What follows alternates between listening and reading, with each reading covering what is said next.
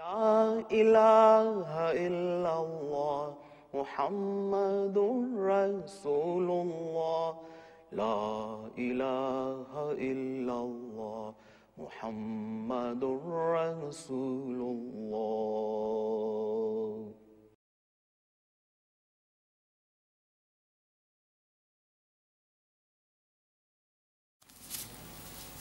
اب جس تقریر کے لیے میں درخواست کروں گا اس سے پہلے میں یہ عرض کر دوں، ابھی میں نے حال ہی میں پرسوں الاقلیت الخامس اید اللہ تعالی بن نصری جب اسپین تشریف لے گئے تھے، تو عجیب اتفاق ہے جس کی مجھے سمجھ نہیں آئی، لیکن بہرحال جو حضور کی ایک خاص نصیحت تھی، کم از کم 3 مرتبہ حضور نے یہ بات بیان فرمائی ہے کہ مبلغین کی، مربیوں کی بہت عزت کرو. پھر امیر کا نام لے کر بھی حضور نے فرمایا کہ امیر صاحب کو بھی میں یہ کہتا ہوں کہ مبلغین کی بہت عزت کرو. اب میں درخواست کرتا ہوں ہمارے معزز بھائی رضوان احمد افسر تشریف لائیں، تقریر کریں.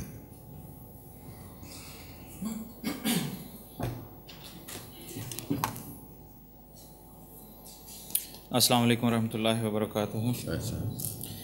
اشہد ان لا الہ الا اللہ وحدہ لا شریک لہ واشہد ان محمدا عبدہ ورسولہ. اما بعد فاعوذ باللہ من الشیطان الرجیم. بسم اللہ الرحمن الرحیم. خاکسار مخالفین اسلام کی توہین رسالت کی روش اور ہمارا کردار کے عنوان پر چند گزارشات آپ کی خدمت میں پیش کرے گا. حاضرین کرام، مذاہب عالم پر نظر ڈالنے سے یہ بات روز روشن کی طرح واضح ہو جاتی ہے کہ اللہ تعالیٰ نے جب بھی اپنے انبیاء کو دنیا کی ہدایت کے لیے مبعوث فرمایا، دنیا والوں نے اپنی تمام تر طاقتیں ان پاک وجودوں کو تکالیف دینے، ان کی توہین کرنے، ان کے ماننے والوں کو ان سے دور کرنے کی کوششوں میں لگائیں، مگر خدا تعالیٰ نے ہمیشہ ہی ان پاک وجودوں کی مدد کی اور انہیں دشمنوں کے مقابل پر فتح سے نوازا، اور ان توہین کرنے والوں کی اس بد زبانی پر ان کو دردناک عذاب کی خبر دی. توہین رسالت یا بلاسفمی کا تصور بہت پرانا ہے اور بہت سے مذاہب میں یہ تصور پایا جاتا ہے. لفظ بلاسفمی اصل میں 2 یونانی الفاظ سے مل کر بنا ہے. ان کے انگریزی میں علیحدہ معنی ٹو انجر نقصان پہنچانا اور ریپوٹیشن شہرت ہیں. مذہبی طور پر یہودیت میں اس کا اطلاق صرف اللہ تعالیٰ کے خلاف ہرزہ گوئی پر ہوتا ہے اور اس کی سزا سنسار کیا جانا یعنی پتھروں سے مار دینا ہے. چنانچہ اخبار میں لکھا ہے اور خداوند کے نام پر جو کفر بکے ضرور جان سے مارا جائے اور ساری جماعت اسے قطعی سنسار کرے. اس آیت میں بھی یہودیت کی مانند انسان کی توہین جرم نہ سمجھی گئی، مگر خدا تعالیٰ کے علاوہ روح القدس کی توہین کو بھی قابل سزا جرم قرار دیا گیا. چنانچہ لوکا کی انجیل میں لکھا ہے اور جو کوئی ابن آدم کے خلاف کوئی بات کہے اس کو معاف کیا جائے، لیکن جو روح القدس کے حق میں کفر بکے اس کو معاف نہ کیا جائے. قبل از اسلام مذاہب میں صرف ہندو مت میں انسان کی توہین کو سزائے موت کا مستحق گردانا گیا. جیسا کہ وید میں لکھا ہے اگر شودر ارادتاً کسی پنڈت کی توہین کرے تو بادشاہ کو چاہیے کہ اسے مختلف جسمانی سزائیں بلکہ موت کی سزا دے کر عبرت کا نشان بنا دے. اسلام چونکہ کامل مذہب ہے اور اس نے رہتی دنیا تک انسانیت کی ہدایت کے سامان کرنے ہیں، اس لیے اللہ تعالیٰ نے قرآن کریم میں توہین کے تمام پہلوؤں کے بارے میں تفصیل سے رہنمائی فرمائی ہے. قرآن کریم میں اس مضمون کے 3 پہلو بیان ہوئے ہیں. اول، افراد کا ایک دوسرے سے سلوک. دوم، معزز اور بزرگ خدائی فرستادوں کی توہین کا معاملہ. اور سوم، خدا کی توہین کا معاملہ. قرآنی تعلیمات میں شق اول صاف اور واضح ہے، یعنی افراد کا ایک دوسرے سے سلوک. قرآن کریم میں سچائی، سچی گواہی، ایثار، تواضع، حسن ظن، عفو، صبر، عدل و احسان، ایفائے عہد، صلہ رحمی اور دوسروں سے حسن سلوک کے احکام انسانوں کے ایک دوسرے سے سلوک کے بارے میں صحیح رہنمائی کرتے ہیں. اور ایسی صورتحال کا سدباب کرتے ہیں جن میں ایک فرد کے کسی دوسرے سے توہین آمیز رویے اختیار کرنے کی نوبت آئے۔ پھر اس پر بڑھ کر قرآن کریم ان سب امکانات سے اجتناب کی بھی تعلیم دیتا ہے جو عملاً افراد کی توہین کا باعث بنتے ہیں، یعنی بدگمانی، عیب جوئی، برے ناموں سے پکارنا، تحقیر و تمسخر، حسد، غیبت، جھوٹی گواہی اور بغیر علم کے کسی بات کا کرنا۔ ان دونوں جہتوں سے اسلام نے ایک ایسا معاشرہ تشکیل دینے کا انتظام کیا ہے جس میں افراد باہم امن و آشتی اور صلح و صفائی سے رہیں اور ایک دوسرے کی عزت و احترام کریں۔ شق دوم، انبیاء کی توہین کے معاملے کے بارے میں قرآنی تعلیم کے 3 پہلو واضح ہو کر سامنے آتے ہیں۔ اول، قرآن کریم مخالفین کا ذکر کرتے ہوئے یہ خبر دیتا ہے کہ خدا کے فرستادے چنیدہ اور اپنے دور کے بہترین وجود ہوتے ہیں، لیکن اس کے باوجود ان کے مخاطب ان کو جھٹلاتے، مخالفت کرتے اور تمسخر سے پیش آتے ہیں اور یوں ہر طرح توہین آمیز سلوک روا رکھتے ہیں۔ انبیاء کی توہین کرتے ہوئے انہیں جادوگر کہا جاتا ہے۔ دوسرے، انبیاء کو اس سب پر صبر کر اور درگزر کرنے کا حکم دیا اور تسلی دی کہ اللہ تعالیٰ ان توہین کرنے والوں کو اس جرم کی قرار واقعی سزا دے گا۔ اللہ تعالیٰ قرآن کریم میں فرماتا ہے انا کفیناک المستہزئین، کہ ہم یعنی خدا تعالیٰ خود یقیناً استہزاء کرنے والوں کے مقابل پر تجھے کافی ہے۔ اور تیسرے، اس صورتحال سے پہنچنے والی تکلیف سے بچاؤ کے لیے مومنوں کو اجتناب اور اعراض کا حکم بھی دیا، جیسا کہ اللہ تعالیٰ مومنوں کو مخاطب کرتے ہوئے فرماتا ہے قد نزل علیکم فی الکتاب ان اذا سمعتم آیات اللہ یکفر بها ویستہزأ بها فلا تقعدوا معهم حتی یخوضوا فی حدیث غیرہ۔ اور اس نے تم پر اس کتاب میں یہ حکم اتار چھوڑا ہے کہ جب تم سنو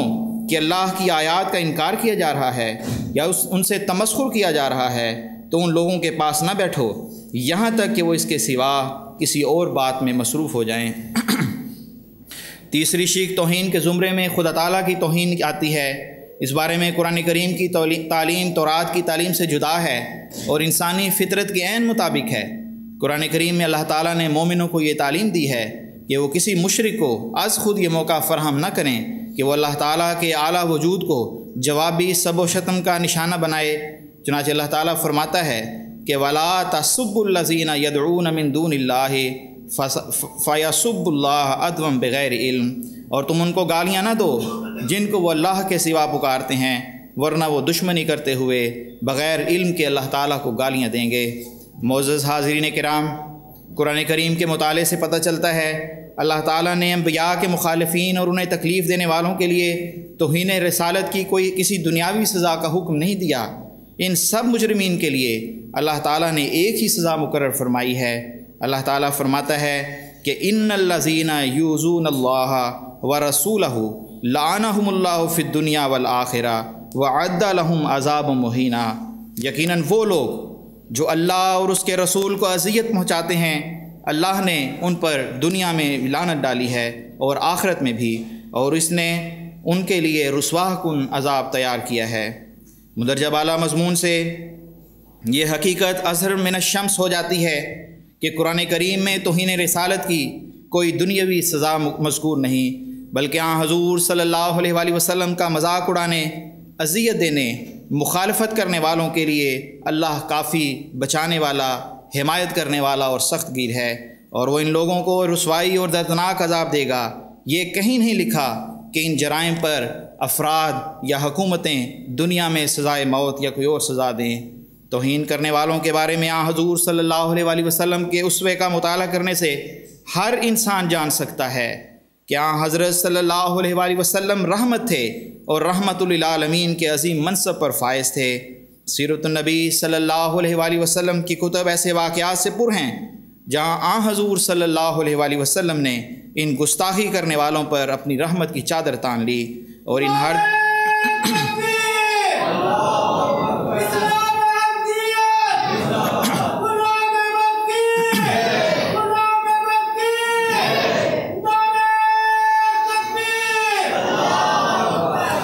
حد درجہ گستاخ لوگوں کو معاف فرما دیا۔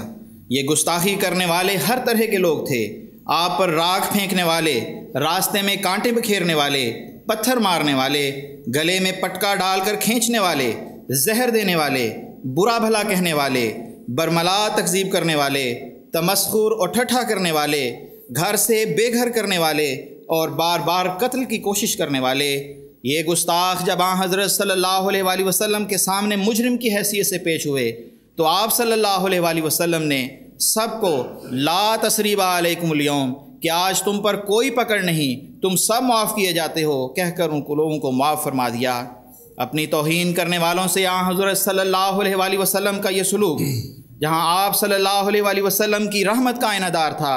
وہیں ان قرآنی آیات پر بہترین عمل تھا جن میں اللہ تعالیٰ نے آپ صلی اللہ علیہ وآلہ وسلم کو عفو و درگزر کا حکم دیا تھا، اور تیسری طرف یہ امت کے لیے اس قسم کے گستاخوں سے نپٹنے کے لیے عظیم الشان اسوہ حسنہ تھا۔ جناب صدر، آج کل پریس اور دوسرے الیکٹرانک میڈیا پر مسلم اور غیر مسلم دنیا میں ایک موضوع بڑی شدت کے ساتھ زیر بحث ہے، اور وہ موضوع توہین رسالت کا قانون ہے، جس کے تحت بعض مسلم ممالک میں موت تک کی سزا مقرر کی گئی ہے۔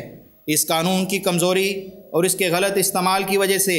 آج اسلام پوری دنیا میں بدنام ہو رہا ہے۔ کبھی کسی عیسائی بچی پر توہین کا الزام لگایا جاتا ہے تو کبھی کسی ایک شخص کے اشارے پر کہ اس بستی کے ایک شخص نے توہین رسالت کی ہے، پوری کی پوری بستی کو جلا کر خاکستر کر دیا جاتا ہے۔ یہ قانون احمدیوں کو ان کی زمینوں، کاروباروں اور ملازمتوں سے علیحدہ کرنے کے لیے بار بار استعمال کیا جاتا ہے،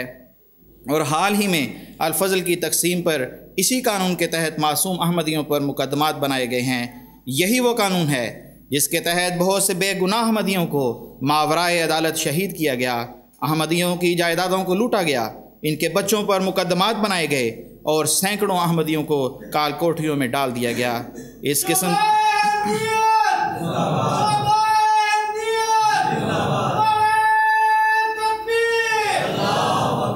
قسم کے قوانین کے غلط استعمال کی تاریخ بہت پرانی ہے۔ اسی قسم کے قانون کی آڑ لے کر یہودیوں نے حضرت عیسیٰ علیہ السلام کو اللہ تعالیٰ کی توہین کا مجرم قرار دیا اور قتل کی سزا سنائی۔ بس آج بھی غلط بنیادوں پر بنایا ہوا یہ قانون بے گناہوں کے لیے استعمال کیا جاتا ہے۔ سادہ لوح مسلمانوں کو ناموس رسالت کے نام پر بے وقوف بنایا جاتا ہے۔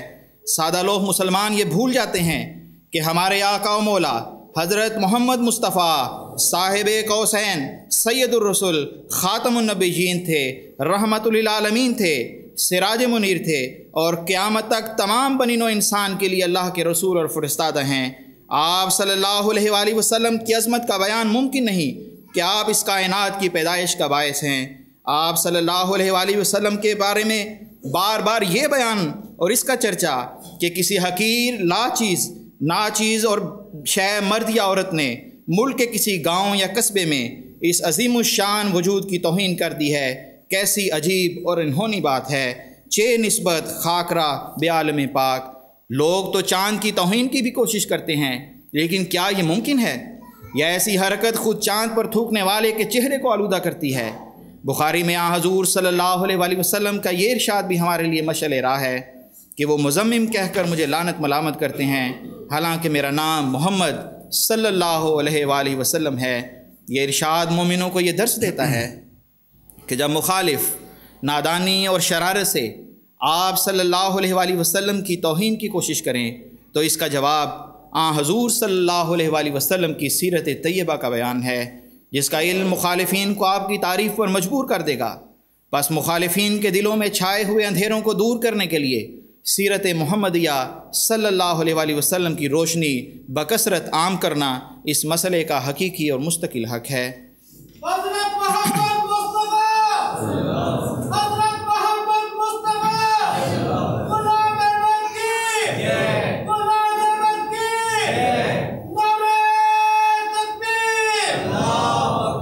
معزز سامعین کرام، الہی وعدوں اور حضور صلی اللہ علیہ وآلہ وسلم کی پیشگوئیوں کے مطابق حضور صلی اللہ علیہ وآلہ وسلم کے غلام صادق حضرت مسیح موعود علیہ السلام نے اس آخری زمانے میں اپنے عمل اور یقین سے اور تلقین سے اس اہم مسئلے کی طرف مسلمانوں کی خصوصی رہنمائی فرمائی ہے۔ حضرت مسیح موعود علیہ السلام نے اپنی ساری زندگی حضور صلی اللہ علیہ وآلہ وسلم کی پاک زندگی کا دفاع کیا۔ جب بھی حضور صلی اللہ علیہ وآلہ وسلم کی پاک سیرت پر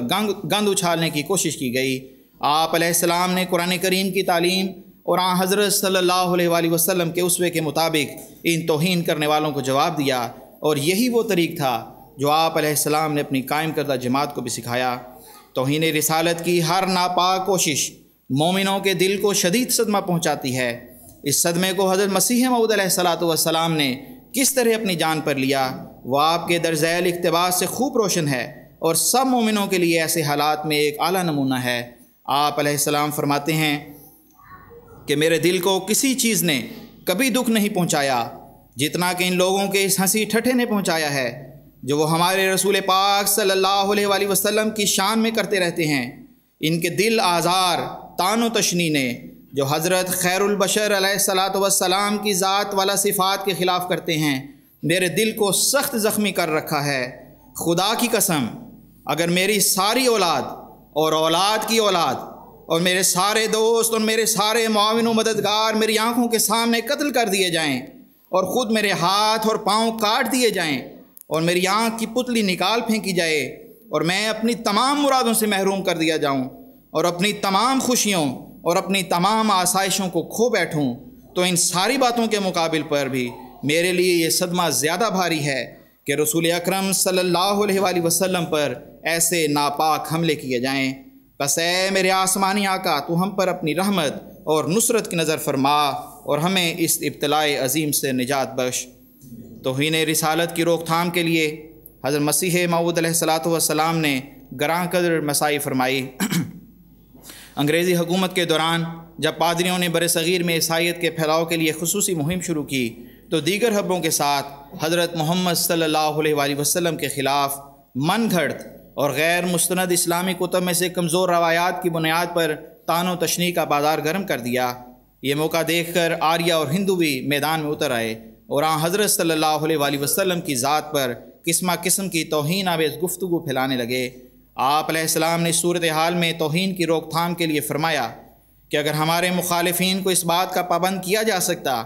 کہ وہ اپنے اعتراضات صحائح ستہ یعنی جو مستند کتب ہیں تک محدود رکھیں تو توہین رسالت کی سیلاب کی روک تھام ممکن ہو سکتی تھی۔ چنانچہ اس مقصد کے لیے حصول کے لیے حضرت مسیح موعود علیہ السلام نے 22 ستمبر 1895 کو 704 افراد کے دستخطوں کے ساتھ ایک نوٹس دیا اور واسرائے ہند سے درخواست کی کہ تعزیرات ہند کی دفعہ 298 جس کے تحت سوچ بچار کر مذہب کی نسبت کسی شخص کا دل دکھانے کی نیت سے کوئی بات کہنا یا کوئی آواز نکالنا قابل تعزیر جرم تھا، میں توصیح کرتے ہوئے یہ قانون پاس کرے کہ آئندہ مذہبی مباحثات میں ہر فرقہ پابند ہوگا کہ اول وہ ایسا اعتراض کسی دوسرے فرقے پر نہ کرے جو خود اس کی الہامی کتاب یا پیشوا پر وارد ہوتا ہو، دوم دوسرے فرقے کی صرف انہی کتب پر اعتراض کرے جو اس کے نزدیک مسلم ہوں۔ یہ برصغیر میں توہین رسالت کی روک تھام کے لیے پہلی بنیادی کوشش تھی۔ 1897 میں ایک عیسائی نے ایک اشتعال انگیز کتاب امہات المومنین شائع کی تو 24 فروری 1898 کو ایک اشتہار کے ذریعے حضرت مسیح موعود علیہ السلام نے اپنی گزشتہ تحریک کو دہرایا اور ایک مزید تجویز دیتے ہوئے فرمایا کہ اگر گورنمنٹ عالیہ یہ قانون صادر فرما دے کہ ہر فریق صرف اپنے مذہب کی خوبیاں بیان کیا کرے اور دوسرے فریق پر ہرگز حملہ نہ کرے۔ حضرت مسیح موعود علیہ السلام نے درد دل سے مسلمانوں کو بھی سمجھایا کہ کس طرح ہم دشمنوں کے حملے پسپا کر سکتے ہیں، کیا طریقہ کار مسلمانوں کو اختیار کرنا چاہیے۔ آپ اس بارے میں رہنمائی کرتے ہوئے فرماتے ہیں، ہمارے مخالفوں نے یعنی اسلام کے مخالفوں نے ہزاروں اعتراض کر کے یہ ارادہ کیا ہے کہ اسلام کے نورانی اور خوبصورت چہرے کو بد شکل اور مکروہ ظاہر کریں۔ ایسا ہی ہماری تمام کوششیں اسی کام کے لیے ہونی چاہیے کہ اس پاک دین کی کمال درجے کی خوبصورتی اور بے عیب اور معصوم ہونا بپایہ ثبوت پہنچا دیں۔ یقیناً سمجھو کہ گمراہوں کی حقیقی اور واقعی خیر خواہی اسی میں ہے کہ ہم جھوٹے اور ذلیل اعتراضات کی غلطیوں پر ان کو مطلع کریں اور ان کو دکھلا دیں کہ اسلام کا چہرہ کیسا نورانی، کیسا مبارک اور کیسا ہر ایک داغ سے پاک ہے۔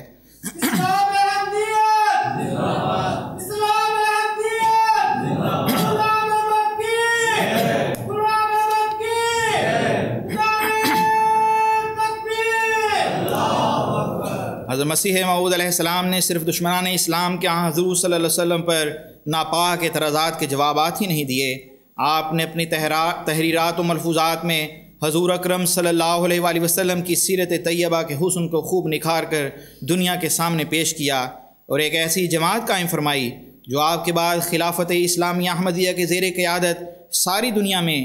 حضور صلی اللہ علیہ وسلم کی عزت و عظمت کے قیام کے لیے دعاؤں اور عملی کوششوں میں ہر دم لگی ہوئی ہے۔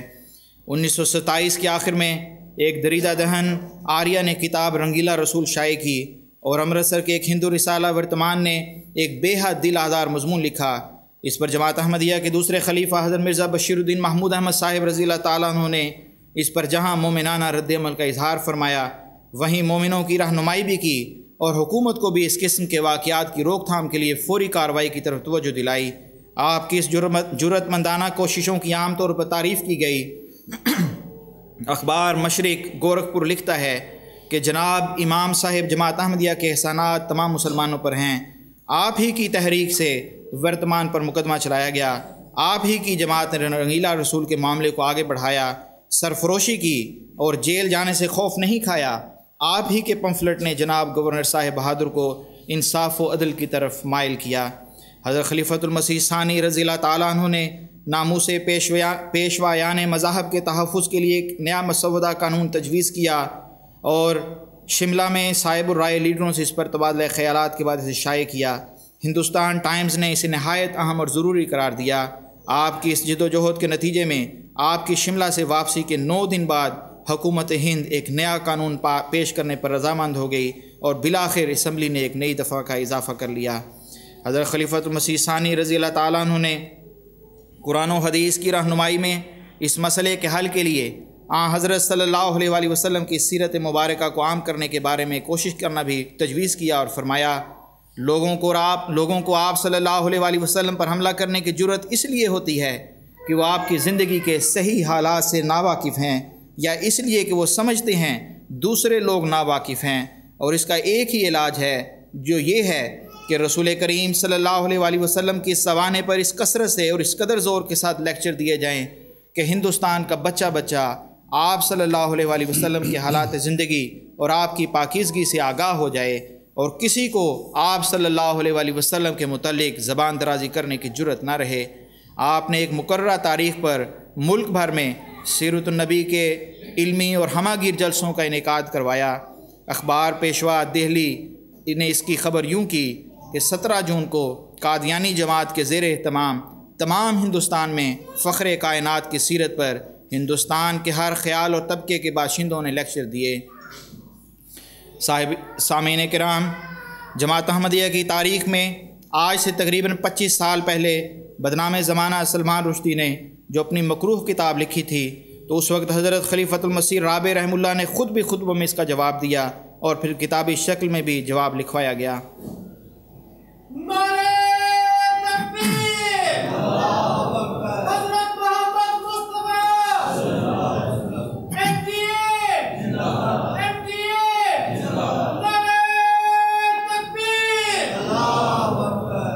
دو 2005 میں جب ڈنمارک میں حضرت صلی اللہ علیہ وسلم کے متعلق بیہودہ تصاویر بنائی گئیں تو ڈنمارک مشن نے وہاں کے اخبارات میں اس کا جواب چھپوایا۔ اسی طرح حضرت خلیفۃ المسیح خامس سید اللہ تعالیٰ بن نصر العزیز نے بھی خطابات کا ایک سلسلہ اس معاملے کے بارے میں دیا اور جماعت اور عالم اسلام کی رہنمائی فرمائی۔ اس رہنمائی کی روشنی میں ساری دنیا میں جماعت نے حضور صلی اللہ علیہ وسلم کی سیرت پر پروگرام کیے اور میڈیا میں حضور صلی اللہ علیہ وسلم کی پاک سیرت کے بارے میں مضامین شائع کروائے گئے۔ صاحب صدر، جماعت احمدیہ کی تاریخ میں غیرت رسول صلی اللہ علیہ وسلم کے واقعات بھرے پڑے ہیں، مگر ہر جگہ جہاں غیرت کا مظاہرہ کیا گیا قانون کے دائرے کے اندر رہتے ہوئے، یہی ایک حقیقی مسلمان کا طرز عمل اور سرمایہ ہے۔ یہی وہ طریق ہے جو اسلام کی تعلیمات اور حضرت صلی اللہ علیہ وسلم کا اسوہ ہمیں سکھاتا ہے۔ آج مسلمان حضرت صلی اللہ علیہ وسلم کی محبت اور تعلق کے سبب ایسے واقعات پر دکھے دلوں کے ساتھ اپنے ہی ملکوں میں احتجاج کرتے ہیں۔ جلسے، جلوس، تقریروں اور نعروں کے ذریعے غم و غصے کا اظہار ہوتا ہے، ہڑتالیں کی جاتی ہیں، کاروبار بند کیے جاتے ہیں اور اپنے ہی لوگوں کی جائیدادیں اور املاک توڑی پھوڑی اور جلائی جاتی ہیں۔ یوم عشق رسول کے نام پر لوٹ مار کا بازار گرم کیا جاتا ہے، اپنے ہی لوگوں کو موت کی نیند سلا دیا جاتا ہے، متعلقہ ملک کے بائیکاٹ اور مجرم کو سزائے موت کے مطالبات ہوتے ہیں۔ چند دن میڈیا پر بھی یہی چرچا رہتا ہے، سیاسی اور مذہبی لیڈر خوب بیان دیتے ہیں اور پھر خاموشی ہو جاتی ہے تا وقت کہ پھر کوئی دوسرا واقعہ ہو۔ یہ جذباتی رد عمل صرف جوش کا اظہار ہے اور اس سے مسلمان خود اپنا نقصان کر رہے ہوتے ہیں، جس سے بالواسطہ مخالف کو ہی فائدہ پہنچتا ہے۔ پھر یہ مسئلے کا حقیقی حل نہیں، یہ رد عمل قرآن و سنت کی تعلیم کے خلاف ہے۔ حضرت خلیفۃ المسیح ثانی رضی اللہ تعالیٰ عنہ نے کیا خوب نصیحت فرمائی ہے کہ مسلمانوں کو چاہیے کہ رسول کریم صلی اللہ علیہ وآلہ وسلم کی عزت کو بچانے کے لیے غیرت دکھائیں، مگر ساتھ ہی یہ بھی دکھا دیں کہ ہر مسلمان اپنے نفس کو قابو میں رکھتا ہے اور اس سے مغلوب نہیں ہوتا۔ جب مسلمان یہ دکھا دیں گے تو دنیا ان کے مقابلے سے خود بخود بھاگ جائے گی، کیونکہ کسی کے قتل یا کسی کے بائیکاٹ سے مسئلے کا حل نہیں ہوتا، اور نہ ہی حضور صلی اللہ علیہ وآلہ وسلم کی عزت قائم کرنے کے لیے کسی کے قتل کی ضرورت ہے۔ حضرت مصلح موعود رضی اللہ تعالیٰ عنہ فرماتے ہیں کہ میرے آقا حضرت محمد مصطفیٰ صلی اللہ علیہ وآلہ وسلم کی عزت اس سے بالا ہے کہ کسی فرد یا جماعت کا قتل اس کی قیمت قرار دیا جائے۔ میرا آقا دنیا کو زندگی بخشنے آیا تھا، نہ کہ ان کی جان نکالنے کے لیے۔ پس قانون سے باہر نکل کر ہم جو بھی عمل کریں گے اس کا حضرت صلی اللہ علیہ وآلہ وسلم کے صدق و وفا اور عشق سے کوئی تعلق نہیں۔ سامعین کرام، بڑوں کی نصیحت اور بات نہ ماننا ان کی گستاخی اور توہین ہے۔ آج مسلمان اپنی زندگی کے ہر شعبے میں اپنے پیارے نبی صلی اللہ علیہ وآلہ وسلم کی باتوں سے اور نصائح سے روگردانی کیے ہوئے ہیں۔ قومی زندگی، انفرادی زندگی، سیاست، معاشرت، دین، دنیا، غرض زندگی کے ہر پہلو میں اللہ اور اس کے رسول صلی اللہ علیہ وآلہ وسلم کا وہ کون سا حکم ہے جس کی آج مسلمان پرواہ کر رہے ہیں؟ اللہ اور اس کے رسول کی بتائی ہوئی راہ سے بے راہ روی اور ان کی باتوں سے سرکشی ہی اصل گستاخی اور توہین ہے۔ یہاں یہ پہلو بھی قابل ذکر ہے کہ جس طرح نافرمان بیٹے اپنے حرکتوں کی وجہ سے اپنے والدین کی بدنامی کا باعث ہوتے ہیں، اس وقت حضرت صلی اللہ علیہ وآلہ وسلم کے نام لیوا جس طرز زندگی کو اپنائے ہوئے ہیں وہ اس تعلیم اور طریق کے مطابق نہیں جو آپ صلی اللہ علیہ وآلہ وسلم نے عطا فرمایا۔ آپ صلی اللہ علیہ وآلہ وسلم نے امن و عاشتی کی تعلیم دی۔ آپ صلی اللہ علیہ وآلہ وسلم نے مذہبی رواداری کی عظیم الشان مثالیں قائم فرمائیں۔ آپ نے تعاون اور امداد باہمی کا درس دیا، جبکہ آج آپ صلی اللہ علیہ وآلہ وسلم کے نام پر فساد، دہشت گردی اور خودکش حملوں کے ذریعے بے گناہ انسانوں کی موت کا سامان عام ہے۔ تعصب اور تنگ نظری کی چلن ہے، رواداری کا فقدان ہے اور عقیدے کا اختلاف اہلیت پر مقدم اور حق چھین لینا جائز قرار پایا ہے۔ آپ صلی اللہ علیہ وآلہ وسلم نے ہر مومن مرد اور عورت کو حصول علم کا حکم دیا، جبکہ آج مسلمانوں میں جہالت عام ہے۔ آپ صلی اللہ علیہ وآلہ وسلم نے انصاف کی تعلیم دی، جبکہ آج مسلمانوں میں انصاف ناپید ہے۔ آپ صلی اللہ علیہ وآلہ وسلم نے فرمایا کہ غربت انسان کو کفر کے قریب کر دیتی ہے، جبکہ آج مسلمان ممالک میں غربت عام ہے۔ کیا حضرت صلی اللہ علیہ وآلہ وسلم کے نام لیواؤں کی یہ جہالت، یہ ناانصافی اور غربت آپ صلی اللہ علیہ وآلہ وسلم کی توہین نہیں؟ معزز حاضرین، توہین رسالت کے واقعات پر غم و غصے کا اظہار اور جان لینے اور دینے کی باتیں اس محبت کے سبب ہوتی ہیں جو مومن اپنے دل میں حضرت صلی اللہ علیہ وآلہ وسلم کے لیے رکھتے ہیں، مگر مسلمان محبت کے اس طرح اظہار کے وقت یہ بھول جاتے ہیں کہ محبت کا اصل اور سچا اظہار تو اپنے آپ کو محبوب کے رنگ میں ڈھالنے کا نام ہے۔ حضرت صلی اللہ علیہ وآلہ وسلم کے اعلیٰ اخلاق اور اسوے کو اپنی زندگیوں میں جاری کرنے کا نام ہے۔ توہین رسالت کی ہر کوشش پر خدا تعالیٰ کے بتائے ہوئے طریق پر اپنے پیارے نبی صلی اللہ علیہ وآلہ وسلم پر بکثرت درود پڑھ کر اپنے درد کو بھلانے کی کوشش کا نام ہے۔ حضرت خلیفۃ المسیح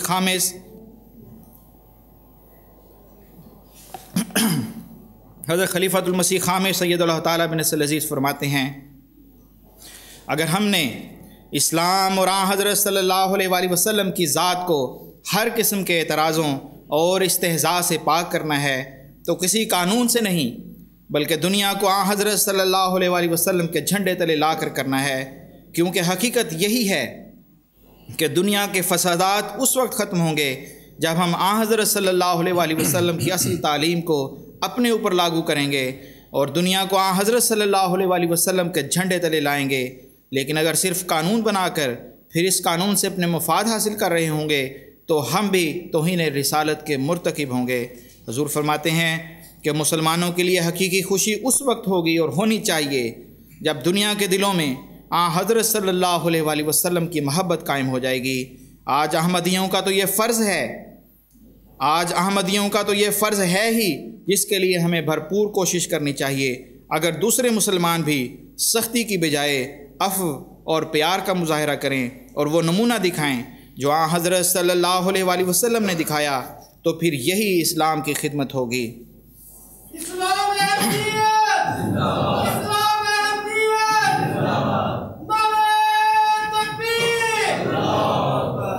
بس یہی وہ طریق ہے جو مہدی دوراں اور آپ کے خلفاء نے سکھایا ہے، اور یہی وہ طریق ہے جو حضرت صلی اللہ علیہ وآلہ وسلم کے اسوے کے عین مطابق ہے۔ آج ہر احمدی کی اولین ذمہ داری ہے کہ وہاں حضور صلی اللہ علیہ وآلہ وسلم سے سچی محبت کے تقاضے پورے کرنے والا بنے۔ ہمارے اعمال حضور صلی اللہ علیہ وآلہ وسلم کی عزت اور شان کو بڑھانے والے ہوں۔ ہم طلحہ رضی اللہ تعالیٰ عنہ کی طرح ایک لحظہ کے لیے بھی اپنے اعمال میں کوئی لغزش نہ آنے دیں، مبادا اس سے حضور صلی اللہ علیہ وآلہ وسلم کی ذات پر کسی دشمن کو انگلی اٹھانے کا موقع ملے۔ اللہ کرے کہ ہم اپنے آقا و مولا حضرت محمد مصطفیٰ صلی اللہ علیہ وآلہ وسلم سے اپنی محبت کا عملی اظہار کرنے کی توفیق پاتے رہیں، تاکہ ہمارے وجود نور محمدی سے روشنی پائیں اور ہم اس روشنی سے محروم انسانیت کو بھی راستہ دکھانے والے ہوں، اور ہمارا شمار دنیا کو امن و سلامتی دینے والوں میں ہو، نہ کہ اس کے برخلاف۔ آمین یا رب العالمین۔ جانو دلم فدائے جمال محمد است، جانو دلم فدائے جمال محمد است، خاکم نثار کوچائے آل محمد است۔ جزاک